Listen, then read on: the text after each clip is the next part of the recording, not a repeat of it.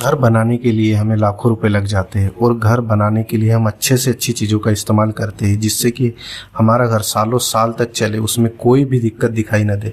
पर घर का काम शुरू होने के कुछ दिनों बाद आपको कुछ दिक्कतें दिखाई देती है, जैसे कि आपको दीवारों के ऊपर क्रैक दिखाई देना शुरू हो जाता है। और ऐसा नहीं कि यह घर का काम शुरू होने के कुछ सालों बाद दिखाई देती है, तुरंत आपको क्रैक दिखाई देने शुरू हो जाते हैं। यह क्रैक न सिर्फ आपको दीवारों के ऊपर दिखाई देते हैं बल्कि आपका प्लास्टरिंग वर्क कंप्लीट हो जाता है उसके बाद भी आपको यह क्रैक दिखाई देते हैं। ईंटों का काम करते समय कुछ लापरवाही की जाती है जिस वजह से आपको इस तरीके के क्रैक जो है दिखाई देते हैं। यह क्रैक दिन ब दिन बढ़ते जाते हैं जिस वजह से आपको काफ़ी दिक्कत होती है। आप पेंट भी करवा लेते हैं तब भी आपको इस तरह के क्रैक जो है वो दिखाई देते हैं। ज़्यादातर जगहों पर आपने देखा होगा जहाँ पर आपका ईंटों का कार्य होता है और कॉलम, इन दोनों के जो जॉइंट होते हैं वहाँ पर आपको इस तरीके के क्रैक दिखाई देते हैं। अब शुरुआती वक्त में ही अगर कुछ चीज़ों का ध्यान रखा जाए तो इस तरह के क्रैक जो है ये दिखाई नहीं देंगे, आप इस नुकसान से बच सकते हैं। पर दोस्तों अब आपको चिंता करने की ज़रूरत नहीं, क्योंकि आज इस वीडियो में हम यह जानेंगे कि इस तरीके के क्रैक को कैसे अवॉइड किया जा सकता है और इस तरीके के क्रैक को किस तरीके से ठीक किया जा सकता है। दोस्तों वीडियो काफ़ी इंटरेस्टिंग होने वाली है, तो इस वीडियो को आप पूरा जरूर देखें। तो पहली चीज़ तो यह है दोस्तों कि जो आपकी दीवार और कॉलम, इन दोनों के बीच में आपको क्रैक क्यों दिखाई देता है, इसके पीछे का अपन कारण जान लेते हैं। तो दोस्तों होता क्या है कि आप सबसे पहले स्ट्रक्चर का काम करवा लेते हैं जिसमें कि footing, plinth beam, column, slab casting, ये सारी चीज़ें कंप्लीट करवा लेते हैं और उसके बाद में आप जो है ब्रिक वर्क का काम जो है स्टार्ट करते हैं तकरीबन 1 महीने बाद में। तो होता यहाँ पे ये है कि आपका जो कॉलम है वो एकदम स्मूथ सरफेस होता है और जो ब्रिकवर्क का आप काम करवाते हैं तो उसके कॉलम और ब्रिकवर्क के बीच में जो बॉन्डिंग है, जॉइंट, वो प्रॉपर हो नहीं पाता है, जिस कारण आपको एक क्रैक जो इनिशियल कंडीशन में दिखाई देने स्टार्ट हो जाते हैं। यहाँ पे आप क्या कर सकते हैं इस क्रैक को रोकने के लिए, जैसे ही आप कॉलम की कास्टिंग कंप्लीट हो और जब दूसरे दिन आप डिकास्टिंग करते हैं, सेंटरिंग हटाते हैं, तो वहाँ पर जो कॉलम की सरफेस है उसके ऊपर आपको चिपिंग करना है ना, हैकिंग करना है। यहाँ पे आप एक हथौड़े की मदद से एक हल्के हल्के खरोच जो है वो आप उसमें कॉलम के ऊपर कर दीजिए। जिस फेस में आपकी ब्रिकवर्क होना हो उस फेस में ही करना है, सारे कॉलम पे नहीं करना है आपको। जिस फेस में, यदि आपका 8 इंच का कॉलम है, 4 इंच की आपकी दीवार है, जिस फेस में वो 4 इंच की दीवार आनी है वहीं पे आपको हैकिंग करना है। इस हैकिंग से आपको फ़ायदा ये होगा कि जो आपका जुड़ाई और प्लास्टर होगा तो वहाँ पे जो बॉन्डिंग होना है, जॉइंट जो बनना है कंक्रीट का, वो बहुत ही अच्छी तरीके से जॉइंट बनेगा, जिस कारण जो है वो क्रैक वहाँ पे डेवलप नहीं होगा।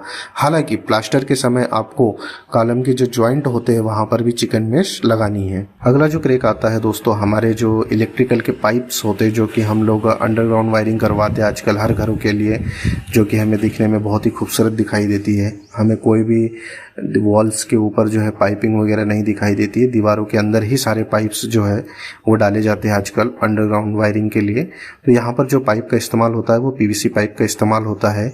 और होता क्या है दोस्तों कि जो पीवीसी पाइप्स होते हैं एक समय के बाद में कंक्रीट जो है इन पाइप्स को छोड़ देता है। वायरिंग हो जाए उसके बाद में आपको क्या करना है, आप जहाँ पे झिरी की हुई है इलेक्ट्रिशियन ने वहाँ पे पाइप डल गया, उसके बाद में आप कील से उसे ठोक के प्रॉपर सेट कर दीजिए उस पाइप को। उसके ऊपर आपको एक चिकन मेश लेना है जो कि आपकी स्टील की जाली होती है। ये आपको 6 इंच की चौड़ाई में लेना है, इससे ज़्यादा भी मिल सकती है मार्केट में, बट आप 6 इंच लीजिए, इनफ है पाइप को कवर करने के लिए। कवर करके आप जब भी आप प्लास्टर का काम अपने घर के लिए स्टार्ट करवाते हैं, जहाँ पर कॉलम और ब्रिकवर्क का जो जॉइंट बनता है हमारा, या बीम के साथ में ब्रिकवर्क का जॉइंट बनता है छत पे, वहाँ के इन क्रैक्स के आप किस तरीके से बच सकते हैं। यहाँ पे आपको चिकन मेश लेना है। चिकन मेश जो है ये आपको 6 इंच की ले लेनी है, जिसमें से 3 इंच का जो पोर्शन है वो आपके बीम के ऊपर चल जाएगा और जो 3 इंच का पोर्शन है वो आपके ब्रिकवर्क के ऊपर आएगा। यही केस आपका कॉलम के साथ भी अप्लाई होगा। जहाँ पर भी कॉलम का जो जॉइंट आता है ब्रिकवर्क में, वहाँ पे आपको 3 इंच जो है आपके ब्रिकवर्क में चल जाएगा और 3 इंच आपके आरसीसी मेंबर पे चल जाएगा। और आपको कीले लेनी है 1 से 1.5 इंच की गहराई की कीले, और इसे आपको जो एक साथ एक दूरी पे नहीं लगानी है, आपको इक्वल नहीं लगानी है, अनइवन में लगाना है आपको, एक ऊपर एक नीचे, एक ऊपर एक नीचे, इस तरीके से कील ठोकना है और प्रॉपर इसे अच्छे से सेट करना है। आपकी जाली जो है कहीं पर उली हुई ना हो, है ना, ये अच्छे से सेट हो, पूरी कील से इसे जकड़ ली जाए अच्छे से। उसके बाद में आपको इसके ऊपर हल्की सी चटनी या घोल, गाढ़ा घोल जो है सीमेंट का, वो पेस्ट तैयार करके लगाना है। उसके बाद में आपको प्लास्टर करवाना है, और क्यूरिंग तो आपको बहुत ही अच्छे से पहले ही कर लेनी है, उसके बाद ही प्लास्टर करवाना है। तो यहाँ पर जो आपको कॉलम, बीम और दीवारों के बीच में जो क्रैक्स बाद में जो डेवलप होते हैं प्लास्टर के बाद में, वो क्रैक्स आपको यहाँ पे नहीं दिखाई देंगे। और दोस्तों, जहाँ पर आपके वर्टिकल क्रैक्स और जो हॉरिजॉन्टल क्रैक है ये भी जहाँ पे दिखाई देते हैं, वहाँ पर भी आपको सेम यही प्रोसीजर जो है ये प्रोवाइड करना है अपने घर के लिए। इस प्रोसीजर में जो मैंने आपको चिकन मेश, फाइबर मेश का बताया है, ये बहुत ही कारगर उपाय है। इससे आपके क्रैक जो है ये बिल्कुल नहीं आएंगे। बस इसे आप अच्छे से अप्लाई कीजिए। मिस्त्री को बोलिए कि हड़बड़ी में काम बिल्कुल ना करें, सावधानी पूर्वक करें और अच्छे से काम करें। वहीं दोस्तों, जब आप ब्रिकवर्क करवाते हैं अपने घर का, यदि आपकी 4 इंच की दीवार है तो एक दिन में आप मैक्सिमम 3 फीट या 4 फीट उठवाइए दीवार। उससे ऊपर दीवार हाइट की नहीं होनी चाहिए आपकी एक दिन में।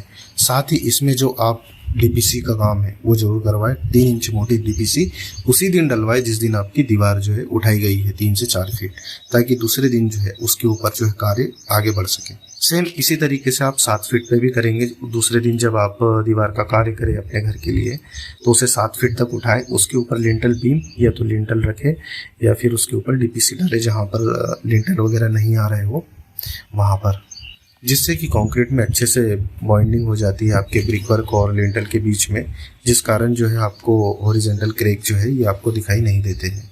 वैसे तो क्रैक काफ़ी प्रकार के होते हैं। आरसीसी मेंबर्स में भी क्रैक आते हैं, स्लैब में क्रैक होता है, बीम में क्रैक होता है। इसके ऊपर मैंने एक डेडिकेटेड वीडियो बना के रखा हुआ है, इसका लिंक मैं आपको डिस्क्रिप्शन में दे देता हूँ। वहीं दोस्तों, क्यूरिंग जो है ये सबसे मोस्ट इम्पॉर्टेंट चीज़ है आपके घर के लिए। यदि आप तराई नहीं करेंगे घर की प्रॉपर, तो यहाँ पर भी क्रैक आने की संभावनाएं बनी रहती है। तो यदि प्लास्टर आपका हो रहा है और प्लास्टर का कार्य कंप्लीट हो रहा है, तो आप जिस दिन आपका प्लास्टर हुआ है उसके दूसरे दिन से 7 दिन से लेकर 14 दिन तक आपको अच्छे से क्यूरिंग करना है।